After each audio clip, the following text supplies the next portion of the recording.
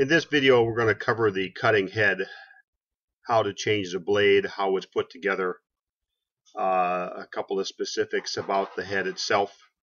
As you can see, it's a T-slot in the main frame. That's the L-shaped bracket that the blade slides in. The blade slides out of the top when you're ready to change it. We'll have a video on how we're changing the blade. We put the through bolts through the bottom here through the main frame, through the cylinder, and we cut them off so that the shank of the bolt stays in between there. So if you see your bolts, if you take those out of there and see that they're just a short threads, because we cut them off. The fittings on the cylinder are 1/4 inch National pipe thread. So to take the blade out, the socket wrench, put it in, and the blade will be tight, of course. And we just unscrew the bolts. Simple process. It's a socket head 5/16 bolt socket head. The thread pitch on the bolt is 5/16-16.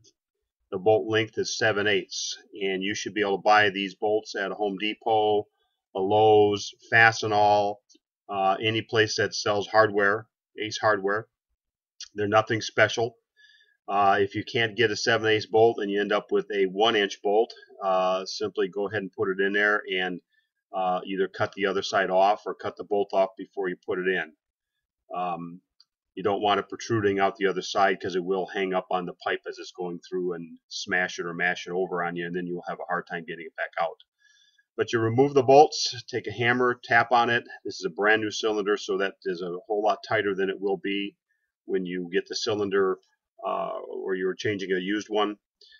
It comes out the top. Put the new blade in. It should slide into the slot on the cylinder. Like I said, this is a brand new cylinder, so it's a little tougher. It's a little tighter by design. The bolts go in, and if they don't start automatically, then you've got a misalignment someplace. And if that's the case, you can loosen the bolts that go through the main frame where it's held onto the cylinder and give yourself a little bit of wiggle room. Of course, the other way to change the blade would be to take the main frame completely off and change the blade completely out of the shear. And if you've got some the bends or something like that, or if there's some misalignment with the main frame, if the main frame is bent or it's been welded and it's misaligned, then the best thing to do is to take it apart, change the blade out off of the main frame so that you can get these bolts lined up properly, because that is a very important piece of this. You don't want to cross thread the bolts, and then you won't be able to mount next time. We see the ends of the shaft look like this when we rebuild cylinders, and the bolt in this hole would also have been rolled over, so that it would be very difficult to get the socket head Allen into the bolt. And like I said, the bolts are very easy to find. There's nothing special about them. What we'd like to see all of the owners do is switch this bolt out more often, and make sure that when you go to change the blade, you don't have difficulty getting the bolt out. Once it gets to this point here, we use a special technique by drilling and tapping and so forth to get the bolt out.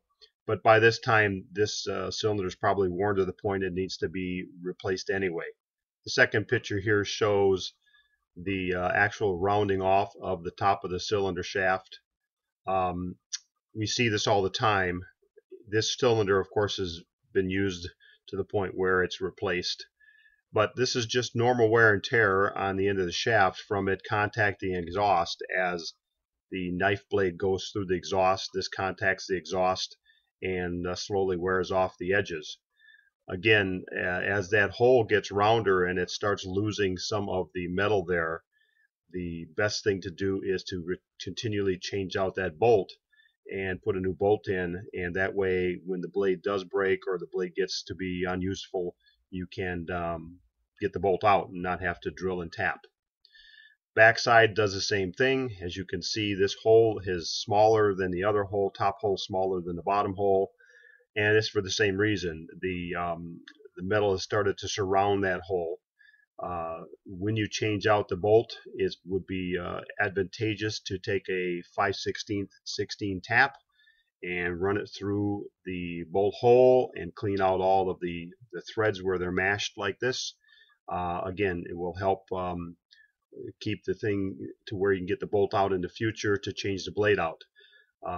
There's nothing wrong with this cylinder shaft except for the fact that it's worn, but with a little bit of maintenance this would have lasted quite a long time just by replacing the bolt and cleaning out the threads so that it had a smoother surface or a better surface to be working with as far as the bolt goes. The major reason we have overhaul on cylinders is because the bolts won't come out or they've damaged the cylinder. But you can see this one here has even smashed it to the point where it's inside the hole, and this bolt was in there and we did get it out, of course, but when it gets to this point here it's even hard to get the bolt out. So if you can get the bolt out, change the bolt out once in a while you still can, you're going to save yourself a lot of headaches when it comes to changing out the blade in the future. Hope this video has been helpful. Again, the bolt size is 5/16, which is the thread pitch, and they are 7/8 of an inch long. We buy them by the box full, so if you ever need bolts, it's simply the cost of shipping them to you. We send out 2 brand new bolts with every blade, and the bottom bolt should never wear or should never have a problem with the hole on the very top is the only one that wears. So if you got 2 bolts with each blade and you switched out the bolt, you'd have 3 bolts you could switch out and always have a fresh top bolt in there. So just hope this video has been helpful for you, and if you have any questions, of course, give us a call and we'd be sure to help you any way we can.